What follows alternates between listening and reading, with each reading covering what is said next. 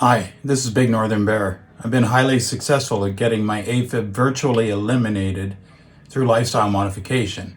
And I'm going to talk about one today. And this was brought up in my community tab when I asked, what kind of videos would you like to see me make? And someone suggested I make a video on what the best exercise is for AFib. And I thought that's great because I've been wanting to do a video on this for some time. During wave 2 of the pandemic, I actually had a really bad AFib attack. At the time, I was massively overweight, and I'd had a few AFib episodes already, but this was a particularly bad one. When I went to emerge, they found out that my potassium and magnesium were both dangerously low, and they weren't able to convert me back to sinus rhythm with electrocardioversion or with drugs. The cardiologist actually came in on the Canadian long weekend in person to assess me because everything tried over the phone wasn't working. And I remember being a little freaked out because it's the first time someone asked me if I had a DNR in place. And a DNR means a do not resuscitate order. It's something that elderly people sometimes have if they don't want you to go through extreme measures. She actually said, I feel silly asking you this, but I need to know because you're in danger right now.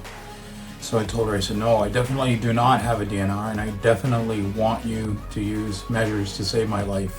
When you have a conversation like that, your perspective on everything changes in a flash. So I went into the ICU overnight, and they hung a bag of magnesium and potassium, and it takes a couple hours for that to go because they can't rush it. And the bag's emptied, and around 5:30 in the morning I converted back to sinus rhythm.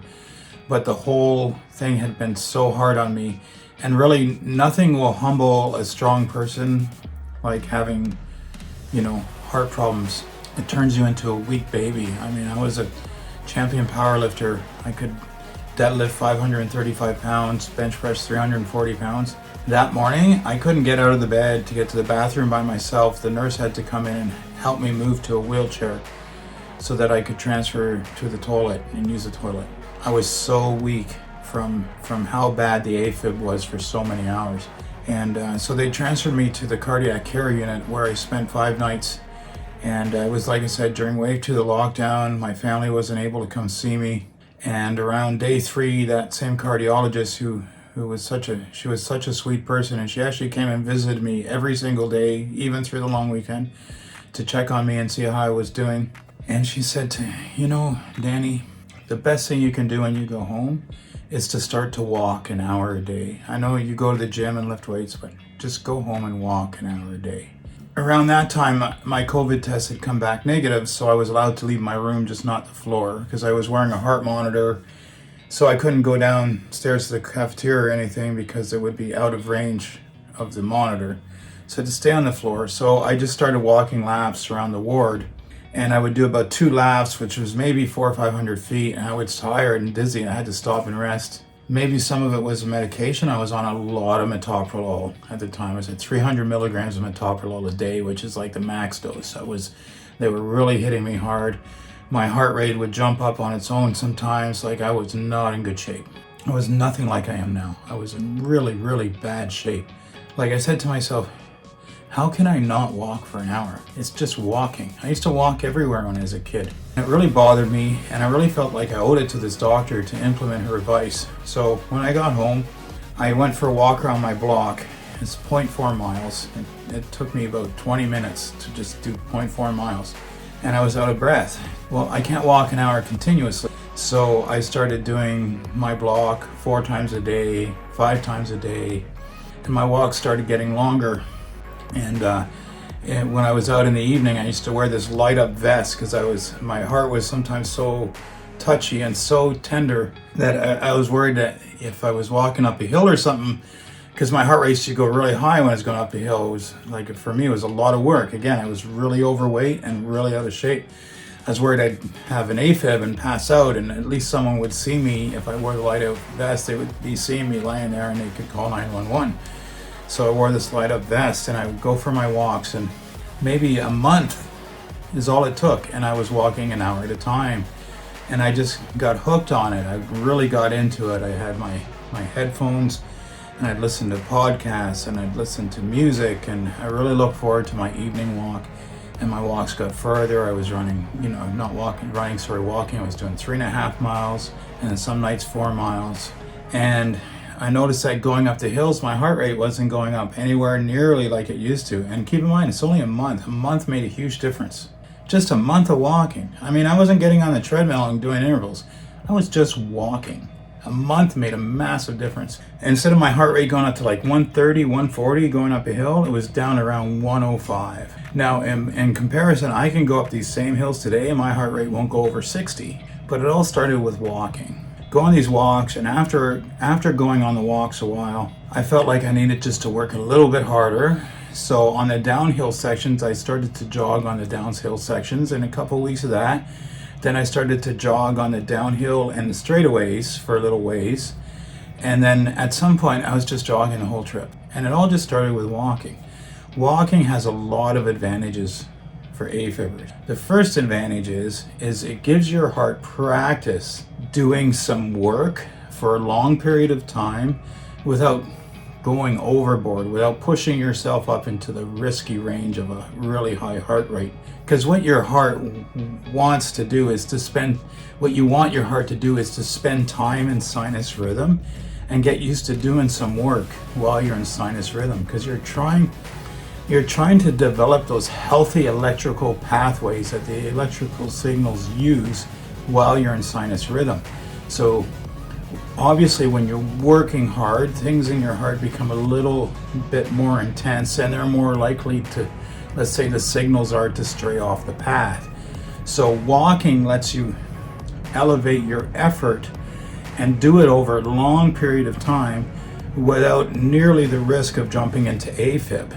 Walking and maybe like an easy stationary bike are probably the two that let you do that, along with something like gentle yoga would probably also accomplish the same thing. But the point is, it will take you a long time before you can go and run for an hour straight or do a hard biking session for an hour straight if you were really debilitated like I was. But you can work up to walking an hour a day, so you can be getting 7 hours of practice for your heart to beat in sinus rhythm while doing some work. You can get 7 hours a week of that good feedback going through your heart from walking.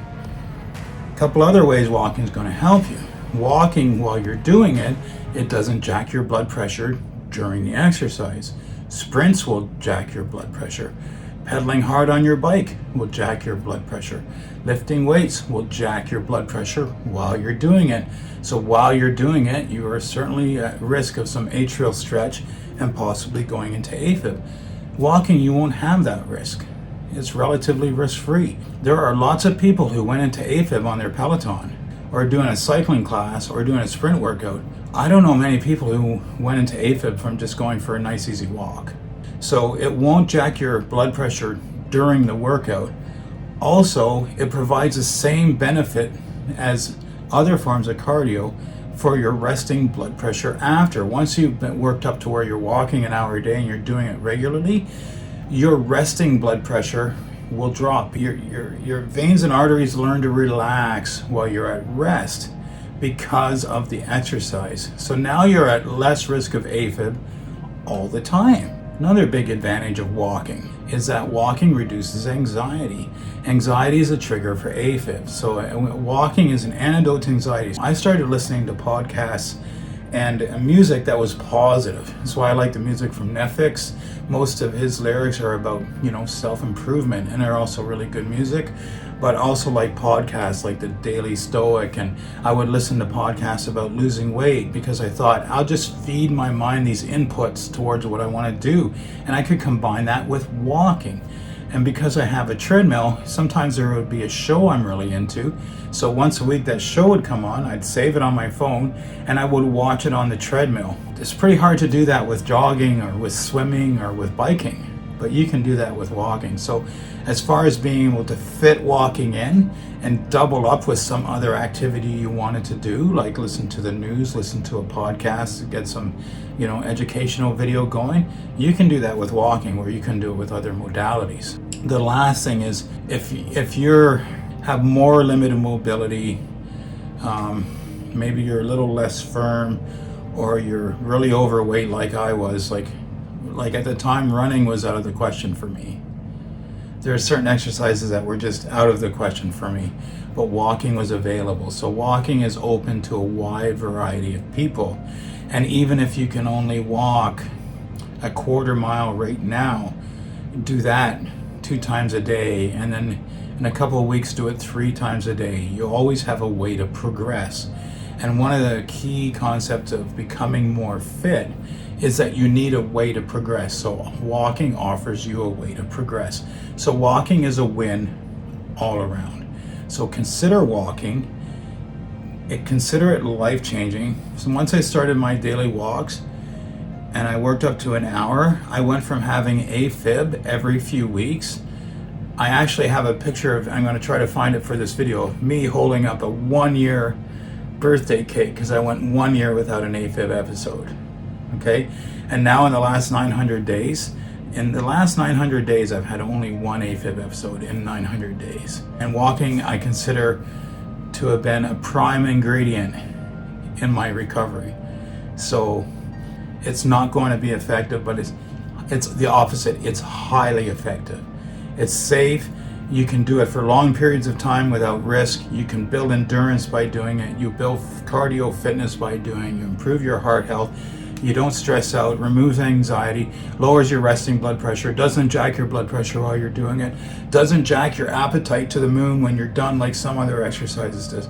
Walking is a win. I highly recommend walking. If you have any questions about how I got from walking to running or whatnot, you can leave it down in the comments below. Maybe I'll do another video and talk about that. But for now, I just want you to get out there and try doing some walks. If you found this video helpful, please hit the like so that YouTube knows you did, and they'll share it with a wider audience. Okay, everyone, good luck with your AFib. This is your friend, Big Northern Bear, out. We're broken, it's tragic, we're not all elastic, but maybe there's magic, believe you could have it. And I know of sadness, the anxious and panic, the infinite vastness of all that